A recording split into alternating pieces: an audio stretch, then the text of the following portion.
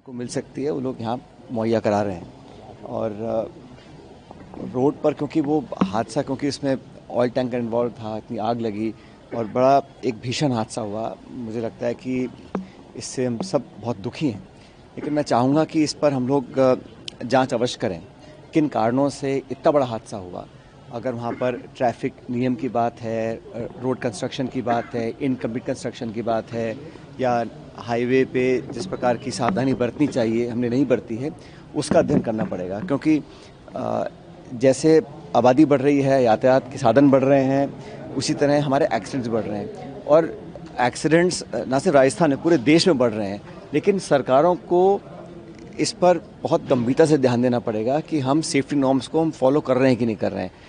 अभी कुछ अखबार मैंने पढ़ रहा था कि कुछ कमियां हैं, शायद उसमें पुलिस डिपार्टमेंट है या परिवहन डिपार्टमैंट है, कहीं पे हम लोग सड़कें खोल देते हैं इनकम्प्लीट काम पर, कहीं फ्लाईओवर पूरे बनते नहीं हैं। और वो जो जंक्शन है वहाँ हमेशा ही बहुत महीनों से जाम लगता था, कई बार मैं भी जाम में फंसा हूँ। लेकिन इस प्रकार का हादसा होगा कल्पना नहीं करी थी। इसलिए आने वाले समय में अगर हमें ऐसी घटनाओं से बचना है तो बहुत सावधानी बरतनी पड़ेगी, न सिर्फ सरकार को लेकिन जो लोग भी हैं, हम लोग भी जो सड़कों पर चलते हैं थोड़ी सावधानी से काम करें। क्योंकि जिस प्रकार आग लगी है, लोगों की मौत, मैं देखकर बड़ा मन खराब हुआ। क्योंकि 70% 80% बर्न्स लोगों को हैं जो अभी आईसीयू भर्ती हैं, और बहुतों की मौत हुई है। मैं बड़ा दुख हम सब लोगों को है, उम्मीद करता हूँ कि ऐसी घटना कभी ना हो। मृतकों के लिए सरकार से कोई विशेष प्लान? नहीं, सरकार ने, जहाँ मेरी जानकारी, सरकार ने कुछ आर्थिक मदद लोगों को दी है, और भी अगर ज़रूरत पड़े तो सरकार को करना चाहिए, ना सिर्फ राज्य सरकार को लेकिन केंद्र सरकार को भी। क्योंकि ये अधिकांश जो लोग थे वो बहुत साधन संपन्न नहीं थे और वर्किंग क्लास के लोग थे, तो उनकी जितनी सहायता हो सकती है करनी चाहिए, सरकार को भी, हम सब लोगों को करनी चाहिए। लेकिन ये 14 लोगों की अब तक मौत हो चुकी है और काफ़ी लोग अभी और क्रिटिकल हैं। कितने और बच पाएंगे ये डॉक्टर साहब नहीं बता पा रहे हैं। लेकिन किसको मानते हैं? देखो, इसमें जांच करनी चाहिए कि इसमें कौन जिम्मेदार है। वाहन चालक है या लापरवाही हुई है, कहीं ओवरसाइट हुई है, कहीं सेफ्टी नॉर्म्स का उल्लंघन लोगों ने किया है, कौन लोग इन्वॉल्व थे, इस पर तो जांच पूरी होनी चाहिए। लेकिन जांच के बाद उस जांच से सबक लेना पड़ेगा। हम हर बार घटना होती है, जांच कराते हैं, फिर ठंडे बस्ते में डाल देते हैं। उसको लागू करने के लिए, सेफ्टी नॉर्म्स को लागू करने के लिए, अच्छी प्रैक्टिस लागू करने के लिए मापदंड बनाने पड़ेंगे और कोई ना कोई जिम्मेदारी लेगा हर स्तर पर, सरकार के स्तर पर, जिला स्तर पर, विभाग के स्तर पर, डिपार्टमेंट के स्तर पर और समाज के स्तर पर भी।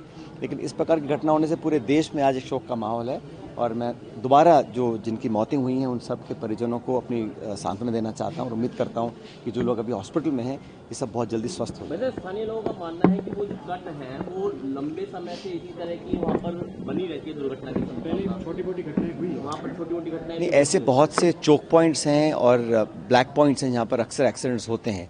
और इसका मैंने देखा था कि भारत सरकार अध्ययन कर रही थी कि हम कैसे जो ब्लाइंड स्पॉट्स हैं, डार्क स्पॉट्स हैं, एक्सीडेंट प्रोन जोन्स हैं, उस पर हम कुछ एहतियात बरतें।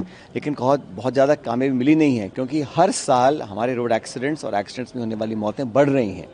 और इसका तो जो परिवहन मंत्री हैं उन्होंने सदन में भी कहा, पार्लियामेंट के अंदर, कि हम लोग रोक नहीं पा रहे हैं। जो मौतें, लाखों की तादाद में लोग सड़कों पे मौत का शिकार हो रहे हैं, तो हम लोगों को as a country, as a nation सोचना पड़ेगा कैसे रोका जाए। हम हाईवे बना रहे हैं, national highway, state highway, MDRs बन रहे हैं, सड़कें बन रही हैं, गाड़ियाँ लाखों बिक रही हैं। लेकिन जिस लापरवाही से हम लोग अपना जीवन बिता रहे हैं वो मुझे लगता है आने वाले समय के लिए ठीक नहीं है। लेकिन इतना बड़ा अगर हादसा हुआ है तो इसमें निश्चित रूप से एक ट्रांसपेरेंट, निष्पक्ष इंक्वायरी हो, सिर्फ दोष डालने के लिए नहीं, सबक लेने के लिए।